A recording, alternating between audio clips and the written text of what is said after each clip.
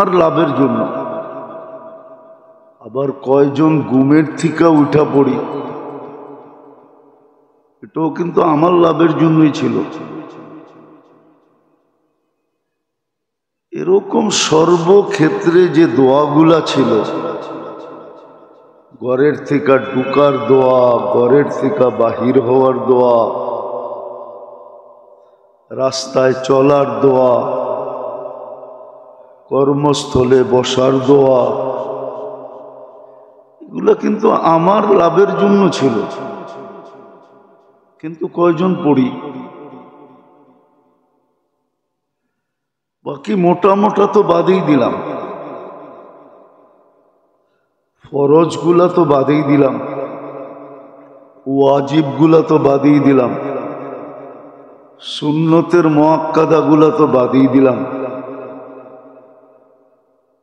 যেটা ছোট ছোট জিনিস আমার সেফটির জন্য ছিল, আমার সুরক্ষার জন্য ছিল, কতটুকু এটা আমি পূর্ণ করি। অথচ তা সত্ত্বেও কিন্তু 24 ঘন্টা আল্লাহ আমাদের সার্ভিসে সেবায় কোনো ত্রুটি করতেছেন না। আগেও বলছি, এখনো বলি, দেখি বুঝে আসে কিনা। ছোটবেলার থেকে শুনতেছি ঢাকার পরিবেশ বসবাস যোগ্য না, ঢাকা দূষণ যুক্ত মুক্ত না, ঢাকার পরিবেশ দূষণযুক্ত সারা দুনিয়ার শহরগুলার ভিতরে একটা। যদি দূষণযুক্ত শহরে থাইকা, যুক্তি তো এটা বলে যে প্রতিদিন ঢাকার শত শত হাজারো মানুষ অসুস্থ হবে আর হাসপাতালগুলা ভরা থাকবে, আর অতিষ্ঠ হইয়া মানুষ ঢাকার থেকে বাহিরের দিকে ছুটতে থাকবে। কিন্তু ঢাকায় তো ডেলি মানুষ বাড়তেছে, কমতেছে না তো। কিন্তু বিজ্ঞানের আলোকে যদি দেখি যে বিজ্ঞান বিজ্ঞান করি, তো ডেলি হাজার হাজার মানুষ অসুস্থ হওয়ার কথা। কেননা এটা দূষণযুক্ত। দুনিয়ার দূষণযুক্ত শহরগুলার ভিতরে একটা হলো সিরিয়ালে ঢাকা।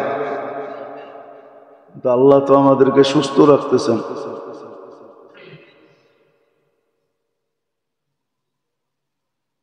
আল্লাহ আমাদেরকে সুস্থ রাখতেছেন।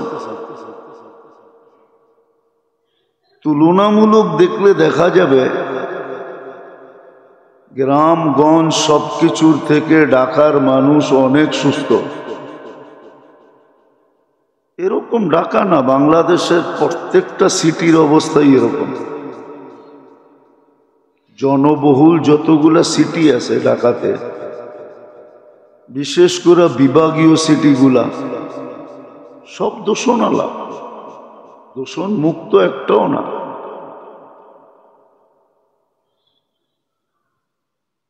সব দূষণযুক্ত। আল্লাহ যে আপনাকে আমাকে 24 ঘন্টা সার্ভিস দিতেছেন, সেবা দিতেছেন, উইদাউট পে,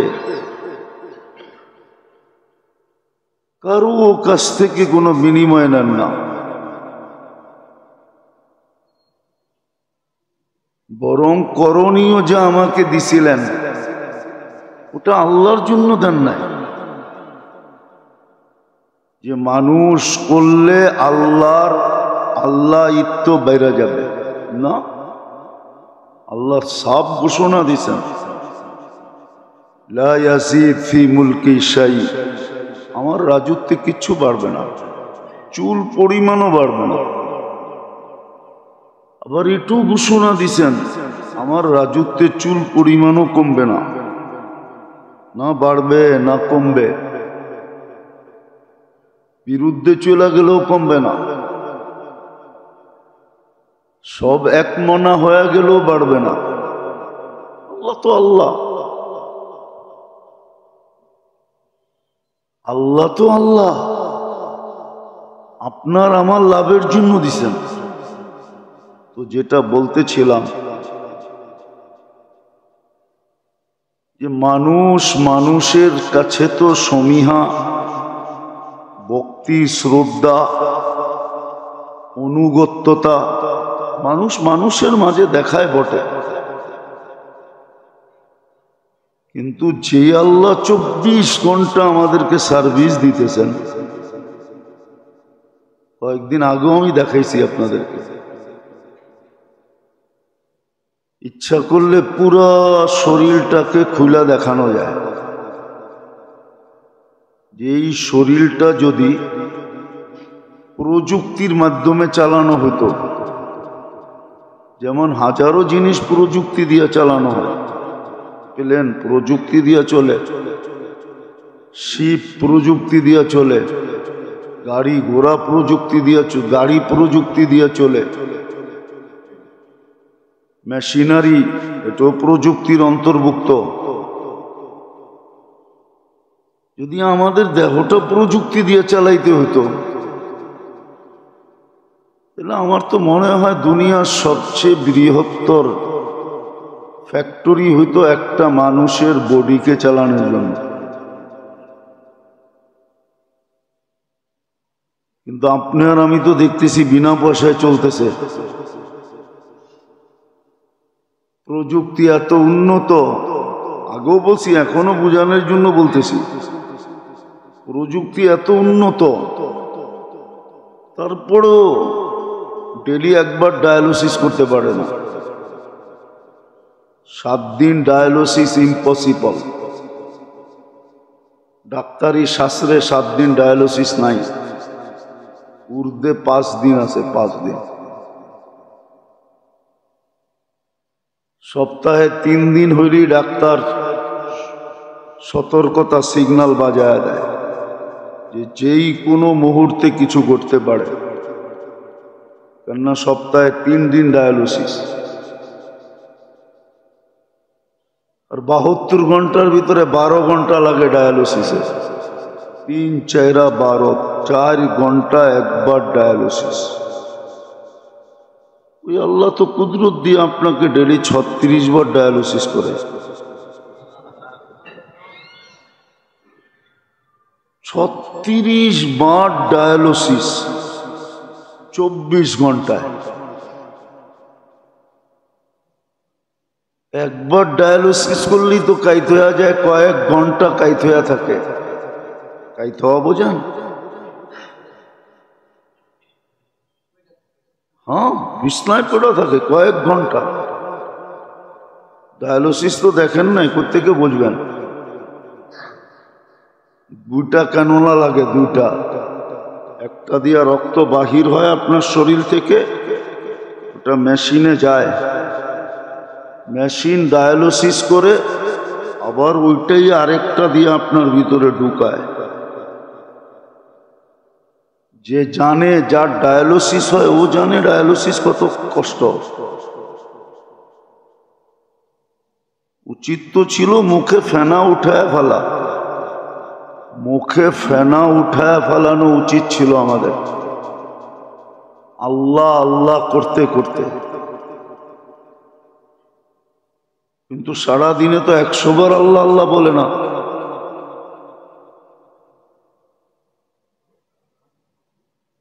এত কিছু বুঝানোর একটা উদ্দেশ্য আছে।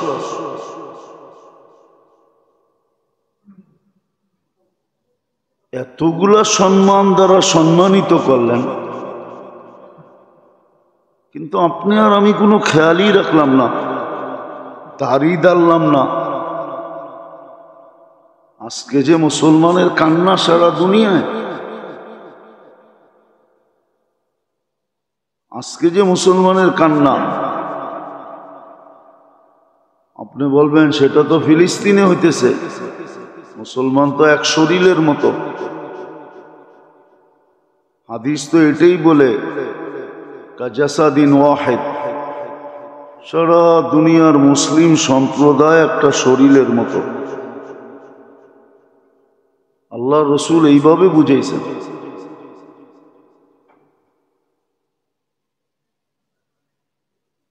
যে চোখে যদি ব্যথা হয় তো সারা শরীর ব্যথিত হয়, সারা শরীরই তার জন্য দৌড়ায়। অঙ্গের কোনো একটা অঙ্গ নাই যেটা কাজ না করে। তো মুসলমান তো একটা শরীরের মতো ছিল। আর একদিকে যদি তাকাই তো আল্লাহ তো জুলুমও করেন না। লাইসা যাল্লামিল লিল আবিদ, কোরআন তো এটাই বলে, আল্লাহ জালেম না। আজকে যে দুরবস্থা মুসলমানের, ফিলিস্তিনের যে দুরবস্থা, কোরআন দেখলে তো বোঝা যায় এটাই যে আমাদের হাতের কামাই। জহারাল ফাসাদ ফিল বাররি ওয়াল বাহর বিমা কাসাবাত আইদিন নাস, আমাদের হাতের কামাই এটা। ভোগ করতে চাই 16 আনা, 16 আনাই আমরা ভোগ করতে চাই, কিন্তু 1 আনাও আমরা এর বিপরীতে যা করণীয় তা করি না। আচ্ছা বলেন, রাগ হয়েন না, বিসমিল্লাহ বইলা কয়জনে খাই? বা খাওয়ার সময় বিসমিল্লাহ কয়জনের মনে থাকে? বলেন, আমি বিসমিল্লাহ বইলা কয়জনে খায়? আমি বিসমিল্লাহ বইলা খাইলাম। আর খাওয়ার পরে কয়জনের মনে থাকে যে খাওয়ার পরে আমি দোয়া পড়লাম? খাওয়ার পরে তো একটা দোয়া এরকমও আছে যে পড়ার পরে পিছনের গুনাহ মাফ হয়ে যায়। দোয়া কোনো কঠিনও না, লম্বাও না। আলহামদুলিল্লাহিল্লাযী আত'আমানি হাদা বিগাইরি হাওলিম মিন্না ওয়ালা কুওয়া, বাস এতটুকু, পিছনের গুনাহ মাফ।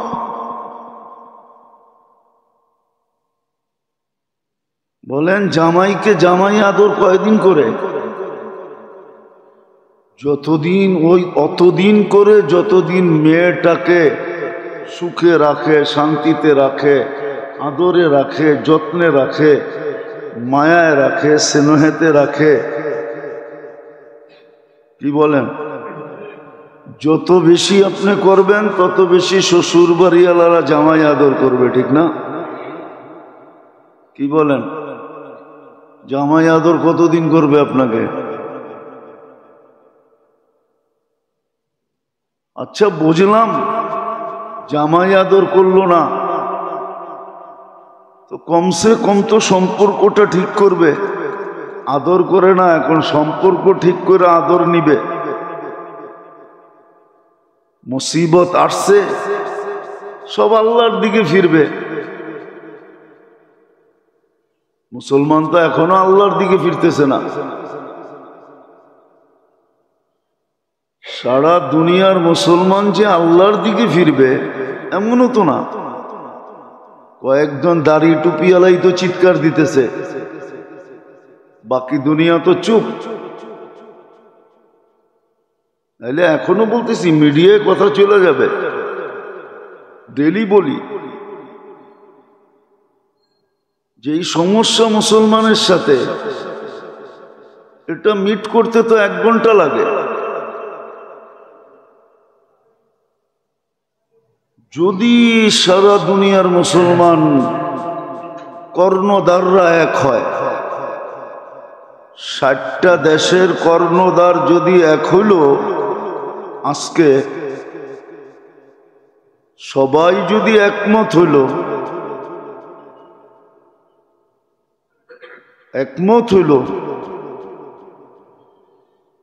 আর যদি, এটা তো সত্য, দুনিয়ার অর্ধেক ব্লকই ওদের সাথে নাই। রাশিয়া ওদের সাথে না, চীন ওদের সাথে না, ওদের সাথে শুধু ইউরোপ আর আমেরিকা, ঠিক না? বা এদের ব্লকে যারা, আজকে মুসলমান বলুক, যে আমরা 1 ঘন্টায় সমাধান চাই। 200 কোটির সাথে প্রেম করবা না 2 কোটির সাথে করবা, ডিসাইড করো। সারা দুনিয়ায় ইহুদি মাত্র 2 কোটি। 2 কোটি আমি বেশি বলতেছি। 2 কোটির সাথে প্রেম করবা না 200 কোটির সাথে করবা, ডিসাইড করো। একটা অবৈধ দেশের সাথে সম্পর্ক রাখবা না 60টা মুসলিম দেশের সাথে রাখবা, ডিসাইড করো। আমরা তোমাদের থেকে তাহলে মুখ ফিরায় নিব, বাকি দুনিয়ার সাথে আমাদের সম্পর্ক হবে। কেননা মুসলিম দেশগুলোতে যা আছে বর্তমানে 250 কোটি মুসলমান খাইয়া পড়া আরো থেকে যাবে। কোনো জিনিসের সংকট হবে না। কিন্তু মুসলিম দুনিয়া তো এক হইতে রাজি না।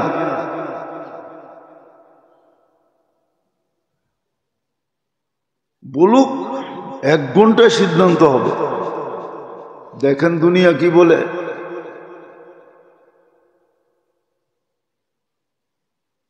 সত্য এটাই,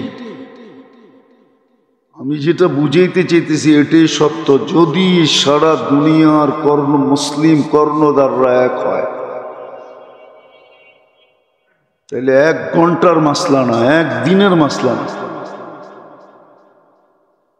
যদি চাইপা ধরে যে ডিসাইড করে উঠতে হবে, নাইলে তোমাদের সাথে আমাদের সম্পর্ক শেষ, আমরা অন্য সম্পর্ক খুঁজব। আর কতদিন? তালাক তো এই জন্যই হয়, ঠিক না? কি জন্য হয়? আরে বলেন না কেন? তালাক কেন হয়? তালাক কেন হয়? এই জন্যই তো হয়, ঠিক না? অথচ 2 জনের 1 জনের কোনো অঙ্গ আরেকজনের কাছে লুকাইত না, লুকাইত ছিল। 2 জন 2 জনের কত কাছে ছিল। 2 জন কত ছিল না? ছিল না? তালাক হওয়ার পরেও যদি স্ত্রী রাস্তায় যেতে স্বামীকে দেখে তো মনে মনে ভাবে তোর কোনো কিছু আমার কাছে লুকাইত না। আর স্বামীও যদি স্ত্রীর বোরকার ভিতরেও দেখে তো মনে মনে ভাবে তোর কোনো কিছু আমার কাছে লুকাইত না, ঠিক না? তারপরও কি বিচ্ছেদ? তারপরও কি? তারপরও তাহলে বনি বনাও না হইলেই তো বিচ্ছেদ হয়, ঠিক না? তাহলে মুসলমান কর্ণধাররা কেন এক হইতে পারতেছে না? কিন্তু আল্লাহরও একটা সিস্টেম আছে, মনে রাখেন। কিন্তু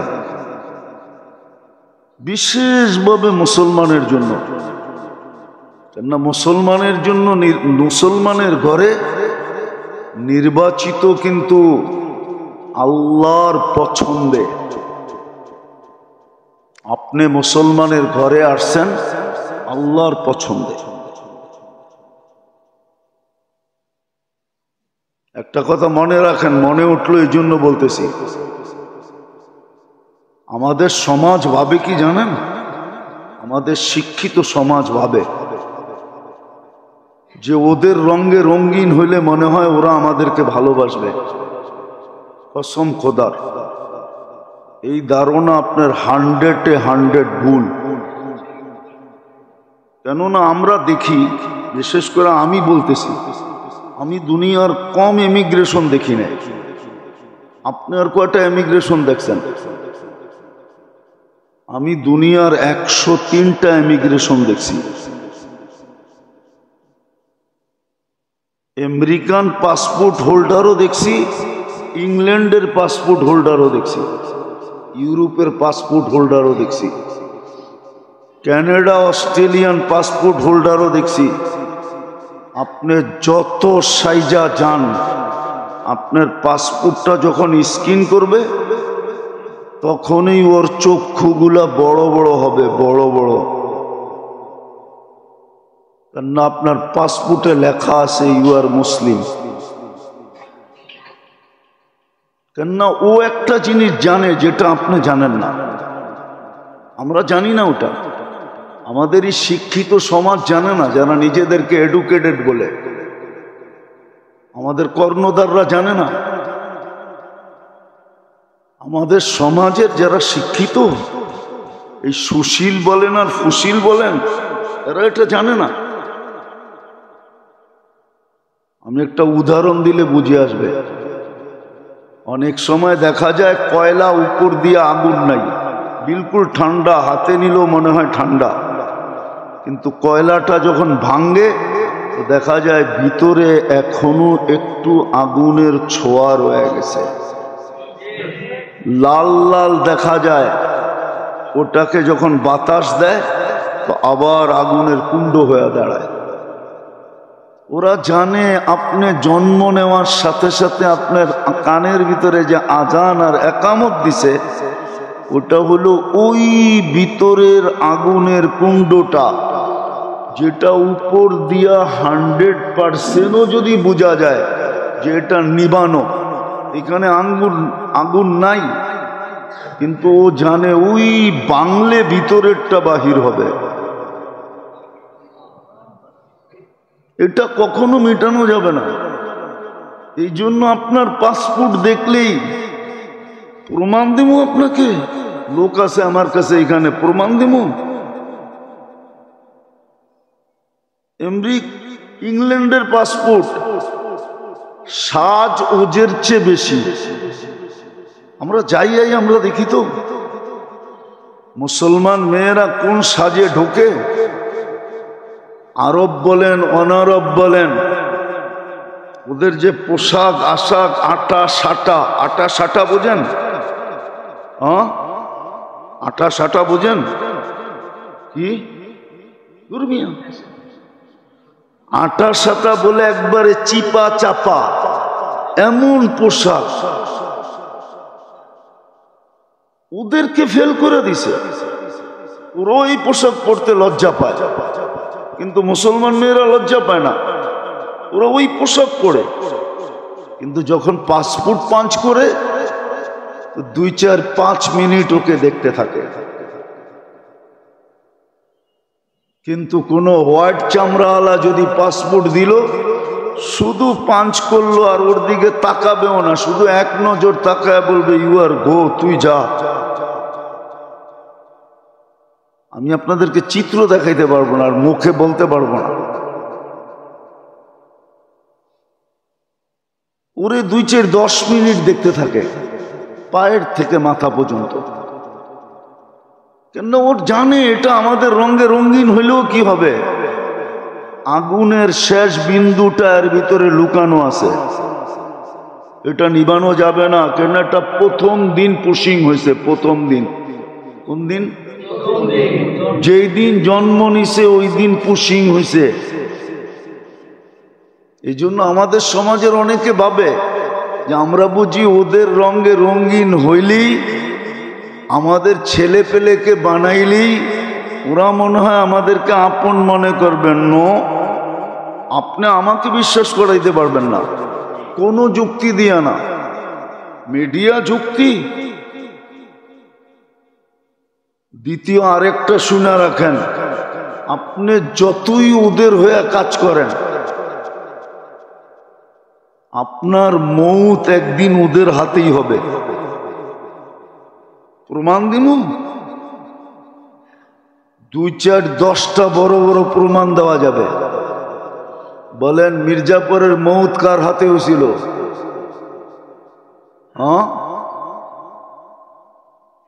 বলেন মির্জাপুর তো মির্জাফর, ওর তো নাম মির্জাফর না, ও তো সিরাজউল্লাহর সাথে মির্জাপুরি করছিল, ঠিক না? এই জন্য ওর নাম মির্জাফর হয়ে গেছে, ঠিক না? কাদের পক্ষ নিয়ে করছিল? ইংরেজদের পক্ষ নিয়া। তোর মৌত ইংরেজের হাতে হইল কেন?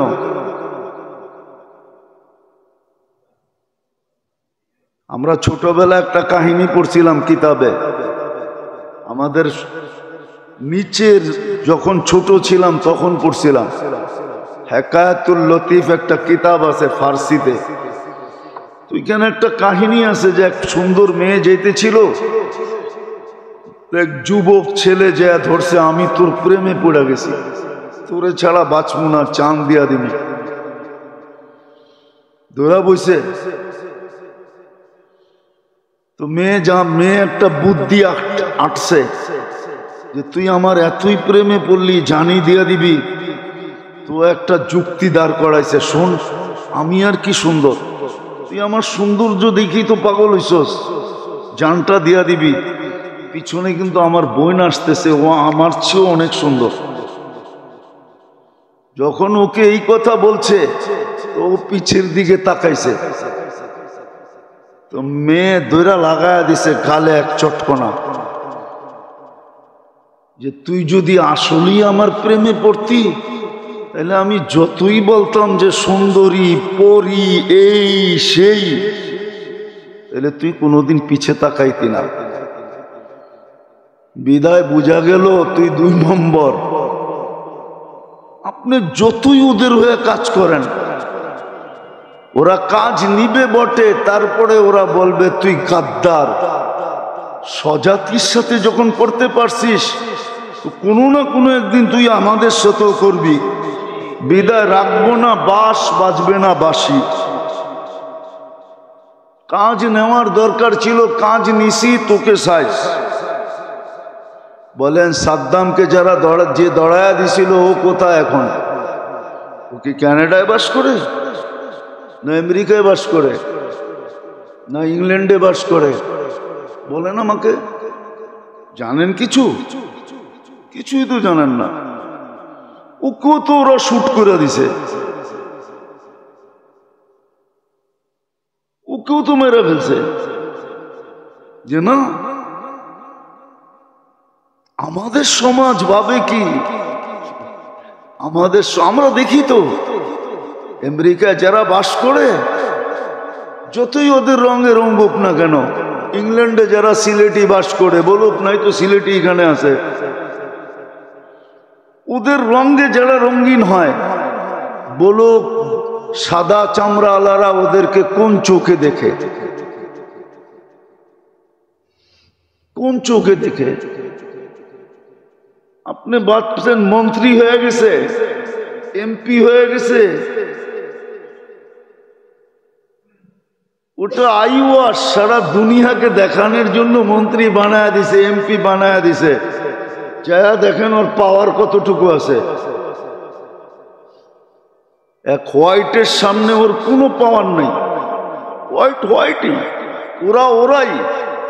ওরা জানে এটা মন্ত্রী হইলে কি হবে, সবকিছু খুইলা দিয়া মন্ত্রী হয়ে গেছে, হইলে কি হবে, ভিতরের আগুন এখনো আছে,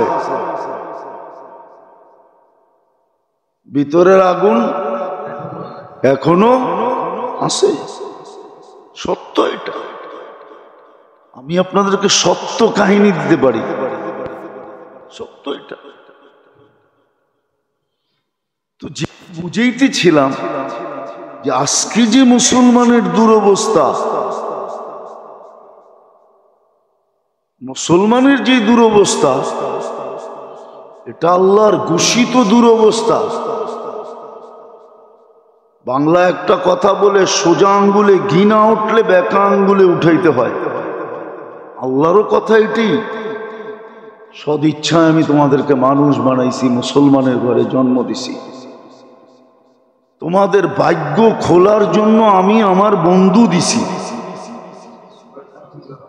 মুহাম্মদুর রাসূলুল্লাহ আসছেন আমাদের ভাগ্য খোলানোর জন্য। আপনি একটা কথা চিন্তা করেন না, আপনার ভাগ্য খুলছে কিভাবে? সমস্ত উম্মত এক নেকি করলে এক নেকি হতো, আর আপনি এক করলে শুরু 10-এর থেকে। কতর থেকে? শেষ কোথায়? শেষ বেগায়ের হিসাবে যায় শেষ। আপনি শুরু তো 10 থেকে, শেষ হইল হিসাব যেখানে শেষ ওইখানে। এত বড় ভাগ্য আপনার করলো। একটা দেখাইলাম, সর্বদিকে আপনার ভাগ্য খুলে দিল। জমিনের রাজত্ব তো আমাদেরকেই দিছিলেন। ইন্নাল আরদা ইয়ারিসুহা ইবাদিয়াস সালিহুন, কোরআন তো এটাই বলে জমিনের রাজত্ব তোমাদের জন্য ছিল, কিন্তু একটা শর্ত ছিল সালিহুন,